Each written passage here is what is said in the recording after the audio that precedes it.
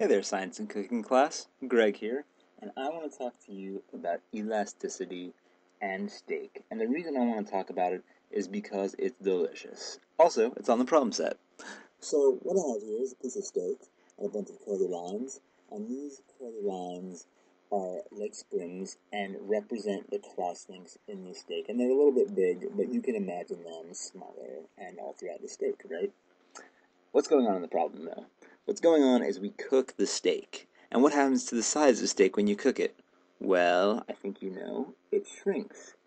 And what happens to the toughness, the hardness of the thing when it shrinks? Well, the steak becomes firmer. And that's for two reasons. The first reason is heat strengthens the crosslinks. And the other reason, can you guess it? The steak itself shrinks and the existing crosslinks get smaller.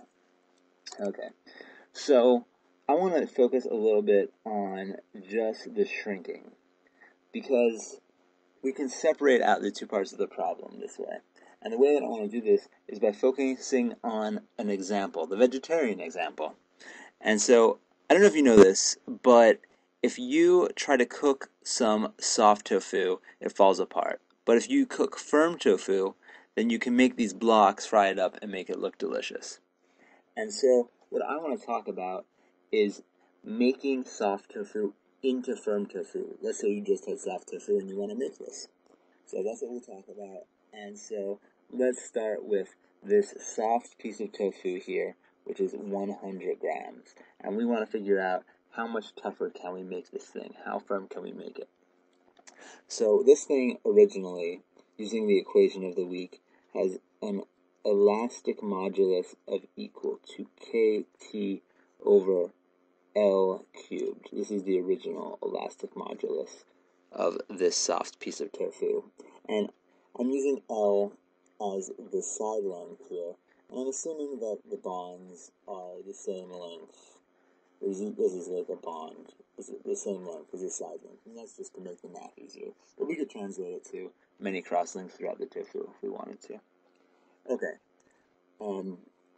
So this is the original elastic modulus, and we want to figure out what it's going to be like if we squeeze out some water and make it into firm tofu. Alright, so let's imagine we squeeze out 50 grams. So that is, we have a 100 gram piece of tofu, we squeeze out 50 grams, and then now we have 50 grams of tofu. And so we have this smaller piece of tofu, the water has come out, and we have this smaller piece of shrunken tofu. And what we want to figure out is what the elastic modulus of this thing is. How much more elastic did we make it? So we want to figure out what E equals kT over L shrunk cubed is. And so the only thing we don't know here is what L shrunk cubed is. Now, what do we know? Well, we know that the mass changed. We know that the mass of the shrunken piece of tofu is equal to 1/2 the mass of the original piece of tofu.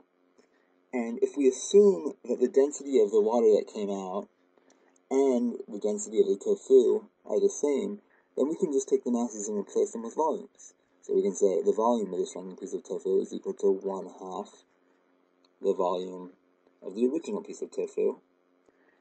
And then, since these are both cubes, we know that this can be written as L shrunk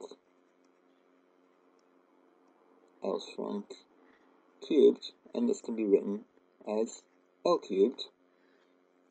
And that way, we can write this elasticity modulus, the elastic modulus of the shrunken piece of tofu, in terms of kT and L instead of L shrunk, because we have this equation that relates them.